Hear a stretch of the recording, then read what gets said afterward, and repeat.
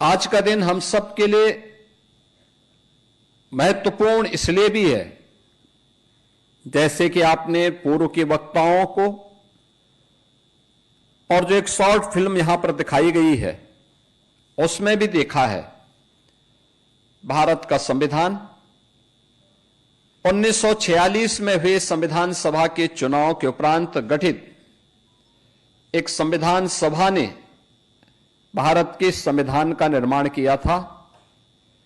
जिसकी अध्यक्षता डॉक्टर राजेंद्र प्रसाद जी, जो बाद में भारत के राष्ट्रपति बने, उनकी अध्यक्षता में बनी हुई संविधान सभा ने जो अलग अलग समितियां बनाई थी, उसमें ड्राफ्टिंग कमेटी के अध्यक्ष के रूप में इस संविधान को कितनी धाराओं में, कितने उपबंधों में कैसे संयोजित करना है, उस ड्राफ्टिंग कमेटी के अध्यक्ष के रूप में बाबा साहब भीमराव अंबेडकर की भूमिका अत्यंत महत्वपूर्ण भूमिका थी। जैसा कि यहां पे बताया भी गया कि 2 वर्ष 11 महीने और 18 दिन भारत के संविधान के निर्माण में लगे और भारत के संविधान निर्माण में जिन भी स्वाधीनता संग्राम सेनानियों ने अपना योगदान दिया और उस क्षेत्र के विशेषज्ञों ने इसमें अपना सहयोग किया, आज उसी का परिणाम है कि दुनिया के अंदर सबसे बड़ा संविधान, भारत की अनेकता को एकता में जोड़ने वाला संविधान अगर किसी के पास है तो हम सब भारतवासियों को बाबा साहब भीमराव अंबेडकर के द्वारा निर्मित इस संविधान पर गौरव की अनुभूति करनी चाहिए।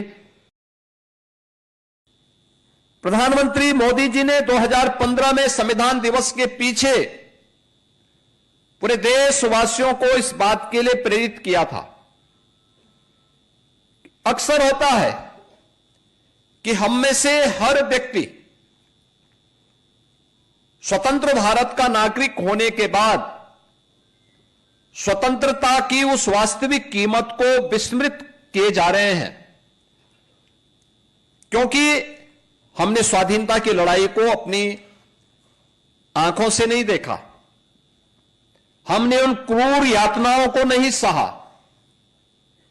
परिणाम क्या है? हर व्यक्ति केवल अपने अधिकार की बात करता है, लेकिन अधिकार तब संरक्षित होते हैं, अधिकार तब सुरक्षित होते हैं और अधिकार संपन्न कोई व्यक्ति तब होता है जब वह स्वयं अपने कर्तव्यों का निर्वहन करने की आदत डाले। कर्तव्य के बगैर अधिकार नहीं हो सकता, और जिन लोगों ने भी